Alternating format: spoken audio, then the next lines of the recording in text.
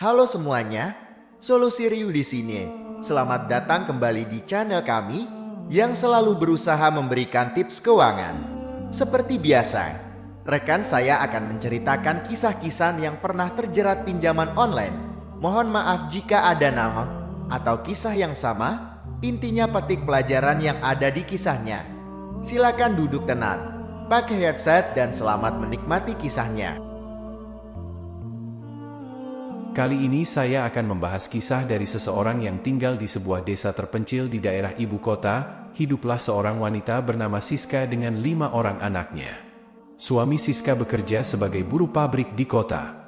Siska bekerja sebagai petani, namun hasil panennya tidak cukup untuk memenuhi kebutuhan sehari-harinya dan keluarganya.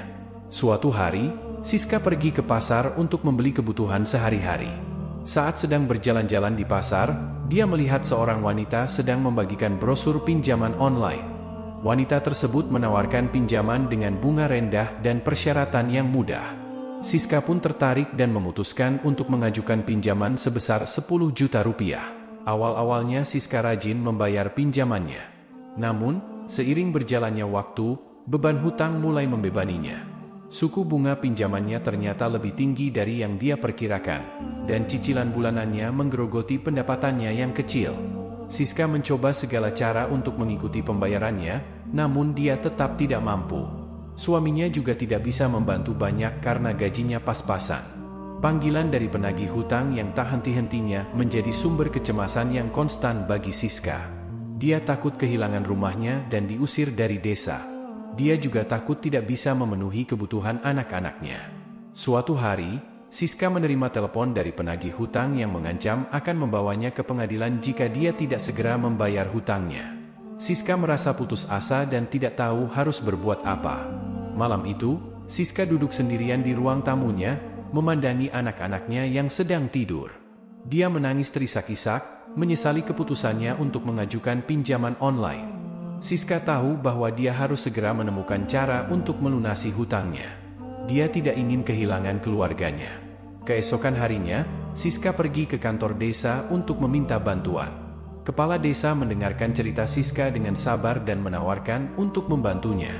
Kepala desa menghubungi organisasi nirlaba yang menawarkan bantuan bagi mereka yang berjuang dengan hutang. Organisasi tersebut memberikan konseling keuangan kepada Siska dan membantunya membuat anggaran yang realistis. Dengan bantuan organisasi nirlaba, Siska perlahan mulai mendaki keluar dari lubang keputusasaan. Dia belajar hidup sesuai dengan kemampuannya dan membuat keputusan keuangan yang bijaksana. Siska juga mulai mencari pekerjaan sampingan yang sesuai dengan keterampilannya. Dia akhirnya diterima bekerja sebagai buruh cuci di sebuah laundry di kota. Dengan kerja keras dan tekadnya, Siska akhirnya berhasil melunasi sebagian besar hutangnya. Namun, dia masih memiliki sisa hutang sebesar 2 juta rupiah.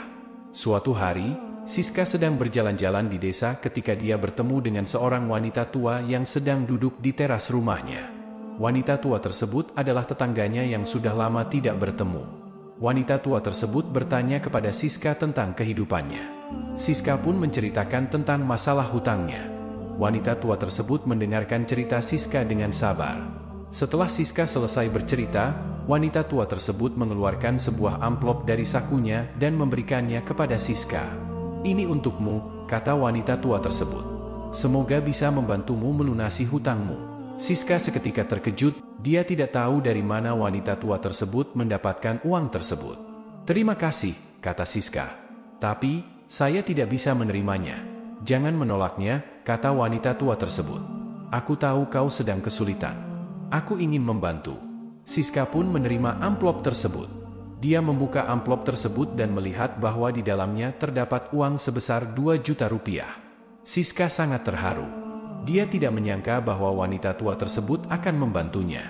"Terima kasih banyak," kata Siska. "Saya tidak akan pernah melupakan kebaikan Anda."